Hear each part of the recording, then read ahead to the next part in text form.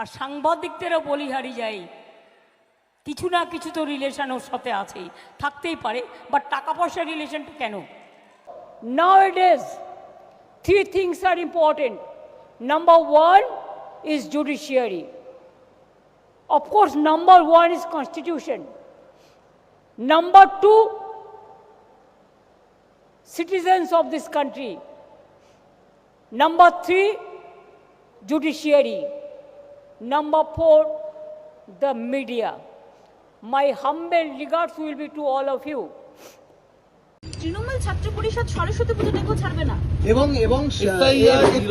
বিরোধিতা করে এবং উন্নয়নের পাঁচালী শোনানো উন্নয়নের পাঁচালী গান শোনানো হচ্ছে সরস্বতী পুজোয় মাকে। প্রথম কথা হচ্ছে হাজার হাজার বছরের পুরনো সনাতন সংস্কৃতি, এইটা অনেক আগেই মুখ্যমন্ত্রীর নেতৃত্বে এটাকে বদলে দেওয়া, নষ্ট করার একটা ব্যবস্থা এই রাজ্যে চলছে। স্বাগত এনএসএ নিউজে থাকার জন্য। ইউলো জার্নালিজম এর আগের আমি এই হলুদ সাংবাদিকতা নিয়ে আপনাদের সঙ্গে বেশ কিছু তথ্য পরিবেশন করেছিলাম বা শেয়ার করেছিলাম। আবারও সেই হলুদ সাংবাদিকতার বিষয়ে কিন্তু আবার আলোচনা করার সময় আবার এসেছে। তার কারণ একেবারে সামনে নির্বাচন, 2026 বিধানসভা। পশ্চিমবঙ্গের রাজনীতিতে ইতিমধ্যেই তর্ক বিতর্ক, বিভিন্নভাবে রাজনৈতিক যেসব দলগুলি রয়েছে তারা তার গুটি সাজানো শুরু করে দিয়েছে। 19 শতকের দিকে ভারতবর্ষে সংবাদ মাধ্যম আসে এবং ব্রিটিশ আগ্রাসনের বিরুদ্ধে এই সংবাদ মাধ্যমের সূচনা। যে ইংরেজদের অত্যাচার, ইংরেজদের স্বাধীনতা সংগ্রামী থেকে শুরু করে সাধারণ নাগরিকদের উপরে একটা যে অত্যাচার চলেছিল, তার সংবাদ মাধ্যমে একটা বড় ভূমিকা ছিল 19 শতকের দিকে ভারতবর্ষে। বর্তমান সাংবাদিকতা নিয়ে বিভিন্ন মহলে বিভিন্ন বিতর্ক রয়েছে। কেউ গদি মিডিয়া বলে, কেউ দালাল মিডিয়া বলে, এবং আমরা রাজনৈতিক নেতৃত্বদের মুখেও কিন্তু মিডিয়া সম্বন্ধে বা সাংবাদিকদের সম্বন্ধে কিন্তু বিভিন্ন বিরূপ প্রতিক্রিয়া শুনেছি। আজকে যে বিষয়গুলো নিয়ে আলোচনা করব, আজকে এক তৃণমূল নেত্রী মমতা বন্দ্যোপাধ্যায়ের একটি বক্তব্য শুনবো আমরা। 2024 লোকসভার প্রাক্কালে পূর্ব মেদিনীপুরের মহিষাদলে এসে সাংবাদিকদের উদ্দেশ্যে তিনি কি বলেছিলেন, সেইটা আগে তৃণমূল নেত্রী মমতা বন্দ্যোপাধ্যায়ের মুখ থেকে শুনবো। তার দ্বিতীয় শুনবো মমতা বন্দ্যোপাধ্যায় জলপাইগুড়িতে কিছুদিন আগেই সার্কিট বেঞ্চের উদ্বোধনে গিয়ে সুপ্রিম কোর্টের প্রধান বিচারপতি থেকে শুরু করে অন্যান্য রাজ্যের প্রধান বিচারপতি যারা ছিল মহামান্য হাইকোর্টের, তার সামনে ঠিক কি বলেছিলেন এটা শুনবো। আর সাংবাদিকদেরও বলিহারি যাই, কিছু না কিছু তো রিলেশন ওর সাথে আছেই, থাকতেই পারে, বাট টাকা পয়সার রিলেশনটা কেন? টাকা পয়সার সম্পর্কটা কেন? ও যা বলে আপনারা তাই করেন? আপনাদের মিনিমাম ধর্ম তো থাকা উচিত। যারা নেন না তাদের আমি স্যালুট করি, এর মধ্যে দু একজন নিশ্চয়ই নেন না, কিন্তু যারা নেন তাদের নামটাও আমি ভালো করে জানি। মনে রাখবেন, মানুষ ছাড়া কাগজ চলে না, আর মানুষ ছাড়া টিভিও চলে না। To do so many things for the judiciary, because nowadays three things are important. Number one is judiciary. Of course, number one is constitution. Number two, citizens of this country. Number three, judiciary. Number four, the media. My humble regards will be to all of you. Please take care for our new generation. The lawyers, the junior lawyers are struggling. They are not getting their proper benefits. We want to see that they must get their proper benefits. And my request would be to my Chief Justice, to all the judges, that please see, our constitution must be protected from disaster. Our democracy must be protected from the disaster. Our safety, our security, our history, our geography, our boundary, all should be protected. And media should not go for media trial before finalizing any cases. This is nowadays a trend to malign the people. And please see, there are so many agencies are defaming, deliberate attempt to defame. Please protect the people. I am not saying for me. I am saying save democracy, save people, save judiciary, save country, save constitution. We are under your custody. And constitution, you are the guardian of the constitution. You are nobody super than you, the judiciary. Thank you so much. Thanks. আজকে শুনবো আরো একজনের বক্তব্য। পশ্চিমবঙ্গ রাজ্যের মূল বিরোধী মুখ এবং বিরোধী দলনেতা বিজেপির শুভেন্দু অধিকারীর, এবং সেখানে সাংবাদিকদের প্রশ্ন।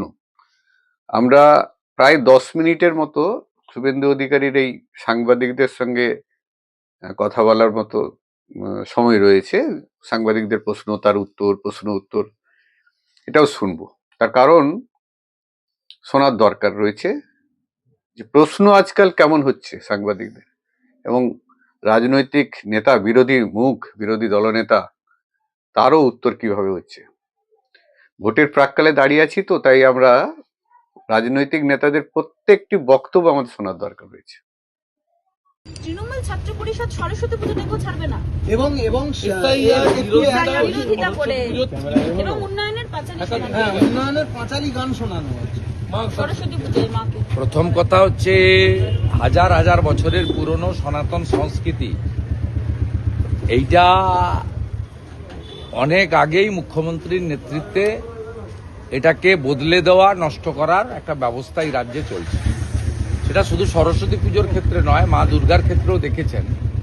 পিতৃপক্ষে হিজাব মাথায় দিয়ে উদ্বোধন করা এবং বিজয়া দশমীর তারিখ পরিবর্তন করা মহরমের মিছিলের জন্য, এবং কার্নিভ্যালের নামে আমরা মা দুর্গাকে প্রণাম করি। মা দুর্গা আগে থাকে, আমরা পিছনে ভক্তরা থাকি। সেখানে উনি স্যালুট নিচ্ছেন, মা দুর্গা ওনার সামনে দিয়ে মিছিল করে নিয়ে যেতে হচ্ছে রেড রোডে। এই সব মিলিয়ে তৃণমূলের চোখে হিন্দু সনাতন সংস্কৃতি অনুযায়ী, পঞ্জিকা শাস্ত্র মতে কোনো দেবদেবীর পুজোকে তারা বিশ্বাস করে না। তারা মনে করে এটা একটা ফেস্টিভ্যাল, কালচারাল প্রোগ্রাম। এতে সুরাপান করা যেতে পারে, এতে পরকিয়া করা যেতে পারে, এতে যা খুশি করা যেতে পারে। এখানে ঠাকুরের যে হিন্দু সংস্কৃতির যে নিয়ম, ঘটোত্তোলন থেকে বিসর্জন, এটা বদলে দিতে চায়।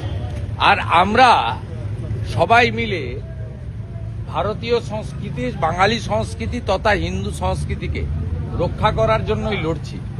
আমরা বলছি, পিতৃপক্ষে পিতামাতা গত হলে গয়াতে গিয়ে পিণ্ডদান করতে হয়, কিন্তু পুজো উদ্বোধন করা যায় না। আমরা বলছি যে মহালয়ায় দেবীপক্ষের সূচনা হয়, মহাষষ্ঠীর দিন বোধন হয়, সপ্তমীতে কলাবউ স্নান করে, অষ্টমীতে পুষ্পাঞ্জলি হয়, নবমীতে আরতি হয় এবং দশমীতে সিঁদুর খেলা, নিরঞ্জন হয়। এইটা বদলে দিতে চায় তৃণমূল। তাই সরস্বতী পুজোর ক্ষেত্রেও একই।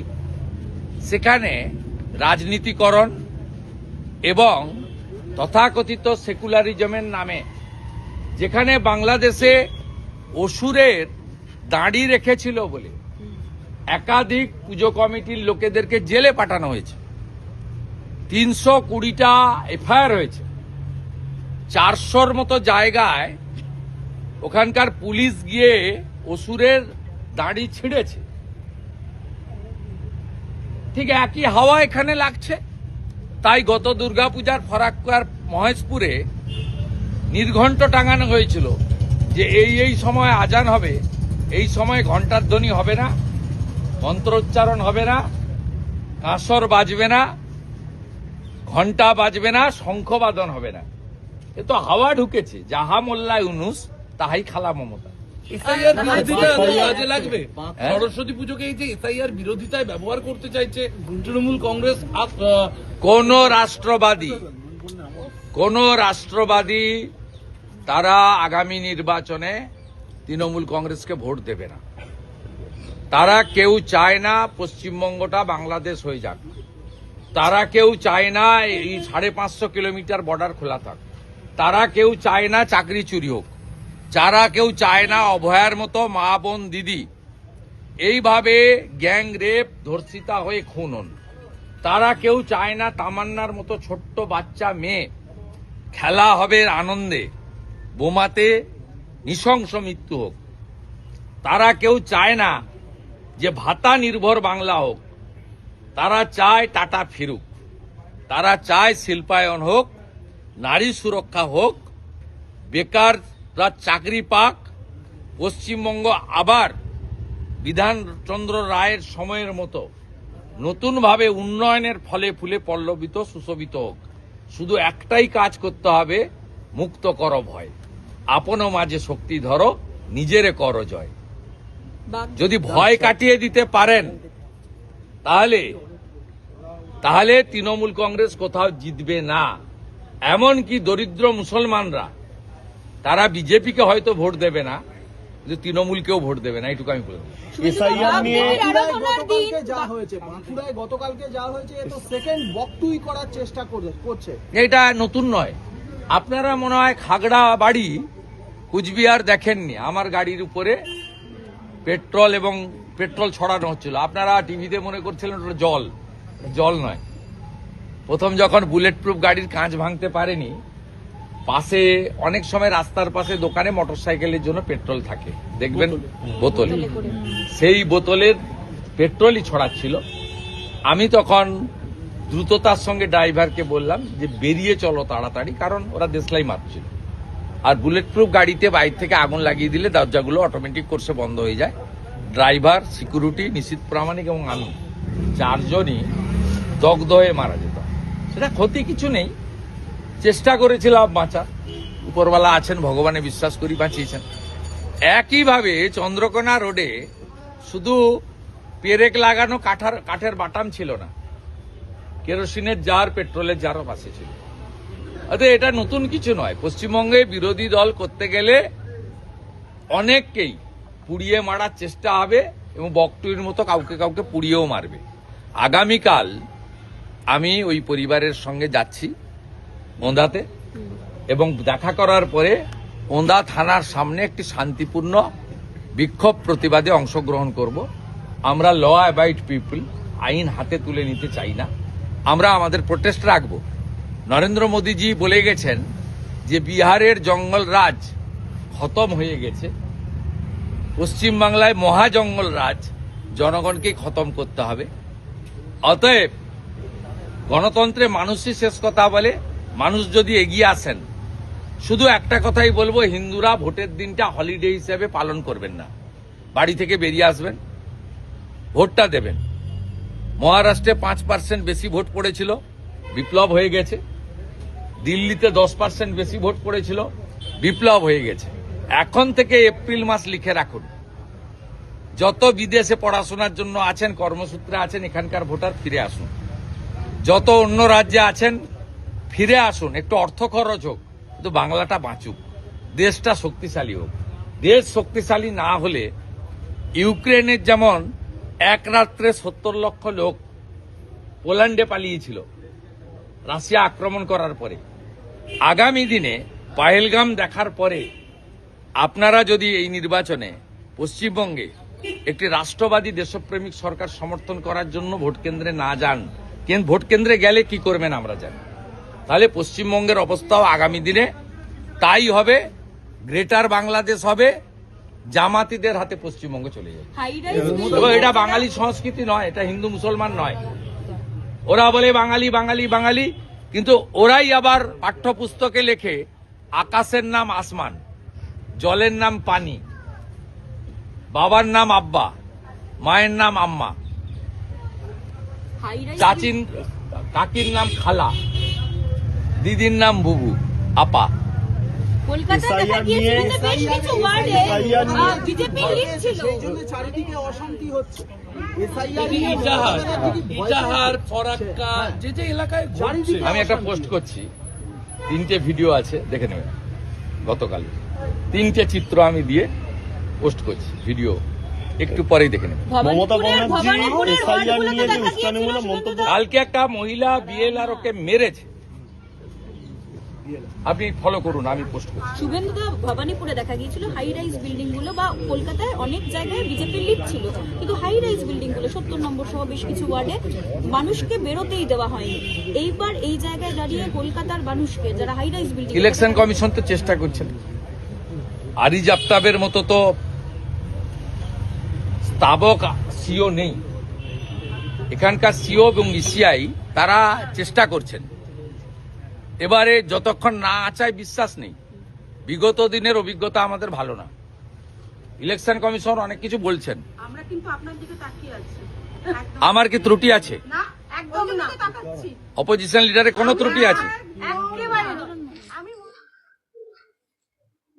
আমি আমার কয়েকটি আগে প্রতিবেদনে এই নির্বাচনের বিষয় নিয়ে মন্তব্য করেছি বা আপনাদের সঙ্গে অনেক কিছু বিষয় শেয়ার করেছি। আমি বারে বারে একটা কথা আপনাদের বলছি যে এবার 2026 বিধানসভা নির্বাচন কিন্তু ওই যেটা অন্যান্য নেতৃত্ব বা বিভিন্ন ধরনের রাজনৈতিক ব্যক্তি যারা বলে যে মুসলিম ভোটের উপর ভোট হবে, তৃণমূল কংগ্রেস মুসলিম ভোটের উপর ই করবে, কিন্তু এবারে ভোট 2026-এ সেই ভোট হবে না। কারণ অলরেডি মুসলিমদের মধ্যে 3 থেকে 4 ভাগ হয়ে গেছে।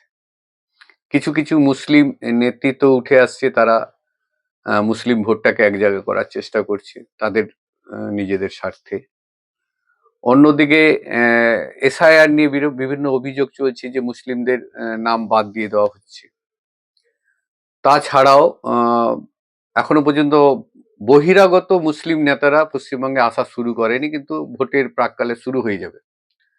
বিভিন্ন রাজ্য থেকে মুসলিম মুখ হিসাবে যাদেরকে দেখলে মনে হবে মুসলিম বা ইসলাম ধর্মীয়, তারা কিন্তু পশ্চিমবঙ্গে এই ভোটের সময় আসবে। তাদের যে রাজনৈতিক দল আছে তারা আলাদা করে একটি মুসলিম ভোট ভাগ করার চেষ্টা করবে।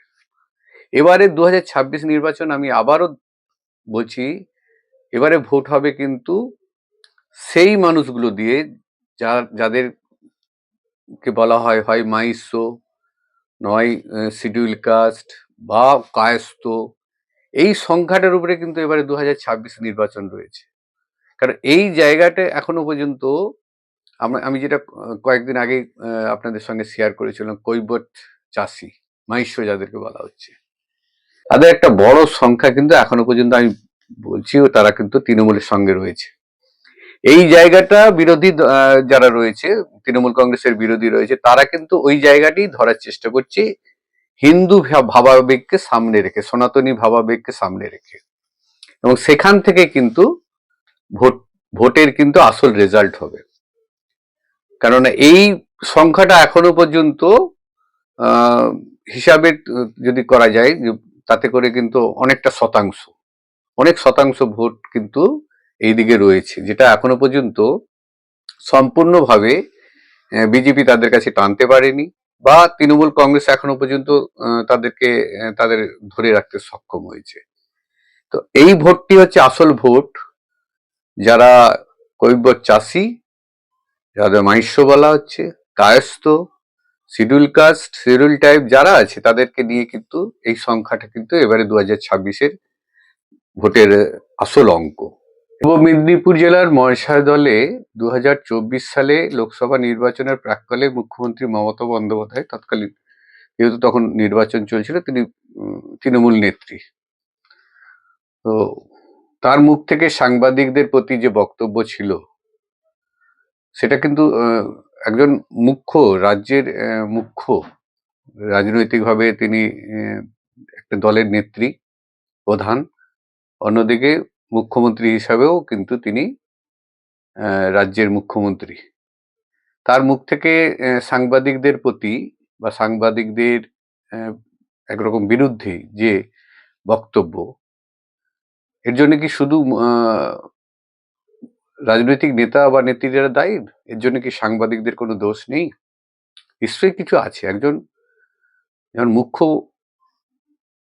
মুখ পশ্চিমবঙ্গের প্রশাসনিকভাবে, একটি দলের রাজনৈতিকভাবে, তার মুখে যেমন সাংবাদিকদের সম্বন্ধে টাকা পয়সা নেওয়ার প্রসঙ্গ আসছে, তাহলে একেবারে তার এই অভিযোগ উড়িয়ে দেওয়া যায় না। কিছু না কিছু বিষয় তো রয়েছে তার কাছে, নিশ্চয়ই তার হাতে গোয়েন্দা রয়েছে, বিভিন্ন তদন্ত সংস্থা রয়েছে তার রাজ্যের, নিশ্চয়ই কিছু খবর আছে সেখান থেকে। নাহলে এইভাবে লোকসভার মতো নির্বাচনের আগে তিনি দলীয়ভাবে একটি জেলাতে সেই ধরনের সাংবাদিকদের সম্বন্ধে বক্তব্য। তার সঙ্গে সঙ্গে সার্কিট বেঞ্চের উদ্বোধনে গিয়ে একেবারে গত কয়েকদিন আগেই সেখানে কিন্তু একেবারে সুপ্রিম কোর্টের প্রধান বিচারপতির সামনেও কিন্তু বিচার ব্যবস্থার উপরে যেমন তিনি মন্তব্য করেছেন বা বিচারকদের কাছে যে আবেদন লিখেছেন, ঠিক সেই রকমই সাংবাদিকদেরও, সংবাদ মাধ্যমের প্রতি তিনি তার সংশয় প্রকাশ করেছেন। আমার আরেকবার শুনে নেব দুটো বক্তব্য। একটি বক্তব্য 30 সেকেন্ডের মতো, যেটা পুরনো ছবি, বলেই রাখি আগে থেকে, পুরনো ছবি 2024 সালে লোকসভার নির্বাচনের ঠিক প্রাককালে পূর্ব মেদিনীপুর জেলার মহিষাদলে দলীয় প্রচারে এসে তিনি এই মন্তব্য করেছিলেন। ঠিক দ্বিতীয়টা সরকারিভাবে, সরকারি অনুষ্ঠান, সার্কিট বেঞ্চের উদ্বোধনে মমতা বন্দ্যোপাধ্যায় মুখ্যমন্ত্রী হিসাবে তিনি তার ওখানে মন্তব্য প্রকাশ করেছেন এবং তার এই বক্তব্য আমাদের শোনান। আবার দুটো বক্তব্য শুনে নেব। আর সাংবাদিকদেরও বলিহারি যায়, কিছু না কিছু তো রিলেশন ওর সাথে আছেই, থাকতেই পারে, বাট টাকা পয়সার রিলেশনটা কেন? টাকা পয়সার সম্পর্কটা কেন? ও যা বলে আপনারা তাই করেন? আপনাদের মিনিমাম ধর্ম তো থাকা উচিত। যারা নেন না তাদের আমি স্যালুট করি, এর মধ্যেও দু একজন নিশ্চয়ই নেন না, কিন্তু যারা নেন তাদের নামটাও আমি ভালো করে জানি। মনে রাখবেন, মানুষ ছাড়া কাগজ চলে না, আর মানুষ ছাড়া so many things for the judiciary, because nowadays 3 things are important. Number 1 is judiciary. Of course, number 1 is constitution. Number 2, citizens of this country. Number 3, judiciary. Number 4, the media. My humble regards will be to all of you. Please take care for our new generation. The lawyers, the junior lawyers are struggling. They are not getting their proper benefits. We want to see that they must get their proper benefits. And my request would be to my Chief Justice, to all the judges, that please see, our constitution must be protected from disaster. Our democracy must be protected from the disaster. Our safety, our security, our history, our geography, our boundary, all should be protected. And media should not go for media trial before finalizing any cases. This is nowadays a trend to malign the people. And please see, there are so many agencies are defaming, deliberate attempt to defame. Please protect the people. I am not saying for me, I am saying save democracy, save people, save judiciary, save country, save constitution. We are under your custody. And constitution, you are the guardian of the constitution. You are nobody super than you, the judiciary. Thank you so much. Thanks a lot. সরকার গঠন করবে। তো একদিক দিয়ে বলতে গেলে, যেটা বারে বারে মুসলিমদের বা ইসলাম ধর্মীয় মানুষদেরকে সামনে রাখা হচ্ছে, তাদের কিন্তু ওই জায়গায় আর আছে বলে আমার মনে হয় না, কেননা বেশ জায়গায় ধর্মীয়ভাবে তারা ভাগ হয়ে গেছে, বিভিন্ন ভাগ হয়ে গেছে। কেউ কেউ নতুন মুসলিম মুখ হিসাবে, নেতা হিসাবে উঠে আসছে। আমি যেটা আগেও বললাম যে অন্যান্য রাজ্য থেকেও এবার বিধানসভা ভোটে বিভিন্ন মুসলিম মুখ যারা নেতা হিসাবে আসবে তাদের দল হিসাবে নিয়ে এসে পশ্চিমবঙ্গে ভোট লড়াই করবে, যেখান থেকে মুসলিম ভোটও কিন্তু ভাগ হবে। তো এক কথায় বলা যেতে পারে পশ্চিমবঙ্গের নির্বাচন খুবই গুরুত্বপূর্ণ 2026-এর নির্বাচন। কেননা একদিকে আমরা জানি যে বিজেপি চাইছে তারা পশ্চিমবঙ্গ তাদের যেটা নির্বাচনে তারা দখল নিতে চাইছে, নির্বাচনে জিতে তারা পশ্চিমবঙ্গ সরকারের গঠন করতে চাইছে। ঠিক অন্যদিকে তৃণমূল কংগ্রেস তার সরকার রক্ষা করতে চাইছে। যেই দলই থাক না কেন তার নিজস্ব অঙ্ক গুটি সাজানো শুরু হয়েছে। পশ্চিমবঙ্গে 2026 নির্বাচন